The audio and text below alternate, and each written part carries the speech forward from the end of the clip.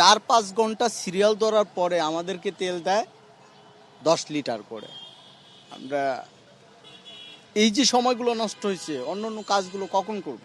ভাই সকাল 7টা থেকে দাঁড়াই রয়েছে, এখনো তেল পাই নাই। আশা করি পাবো এখন, যেহেতু কাছাকাছি আইসে পড়ছি।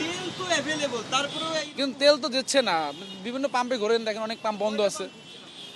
পাম্প তো এখানে আমাদের আশেপাশে সবগুলোই খোলা, কিন্তু ওদিকের পাম্পগুলো তো বন্ধ। না, প্রতিদিন বলতে লাইনে দাঁড়াই নিতে হয়। আপনার তেল পাচ্ছি, কিন্তু প্রতিদিন লাইনে দাঁড়াই নিতে হয়। 500 টাকা করে তেল দেয়, লাইনে দাঁড়াই নিতে হয়।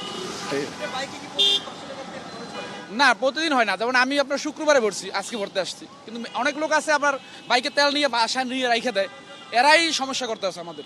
এখন আমরা তো কমপক্ষে 3 ঘন্টা লাগতেছে আমাদের। এখন অনেক পাম্প বন্ধ আছে, সব পাম্প যে খোলা আছে তা না। মেন সবগুলো পাম্পগুলো খোলা আছে, বাকি পাম্পগুলো অনেক পাম্পই বন্ধ আছে। অন্য অন্য পাম্পে আমরা যাই না।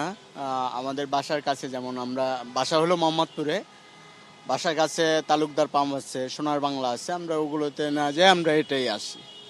তো গেল শুক্রবারে সকালে আসছি ভোরে 6টায়, তেল পাইছি 11টায়।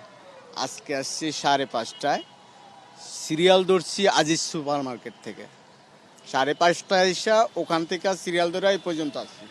এখন তো প্রায় 10:45 বাজে, মাত্র পাম্পে ঢুকছি। তো 4-5 ঘন্টা সিরিয়াল ধরার পরে আমাদেরকে তেল দেয় 10 লিটার করে। আমরা এই যে সময়গুলো নষ্ট হয়েছে, অন্য অন্য কাজগুলো কখন করব, কিভাবে করব? রাত জেগে ঘুম নষ্ট করে তেল নিতে আইসা হ্যারাসমেন্ট হচ্ছি, এটা সমাধান কোথায়? সোনার বাংলাতে গেছেন, তেল পাননি এমন হইছে? না, আমরা ওটা যাই না, কিন্তু সবসময় ওটা তেল দেয়, তবে ওরা টাইম মেনটেন। রাস্তায় গাড়ি চালান, এমন দেখছেন কি যে পাম্পে গিয়ে মানুষ তেল পাচ্ছে না? না না, তেল দেয়, তেল দেয়। তাহলে এত লাইন, এত সিরিয়াল কেন, কি মনে হয়? কেন, এটা আমরাও তো জানতে চাচ্ছি কেন এটা হচ্ছে। আমাদের তো কোনো উপায় নেই, আমরা তো নিরুপায় হয়ে এইভাবে নিতে এসি।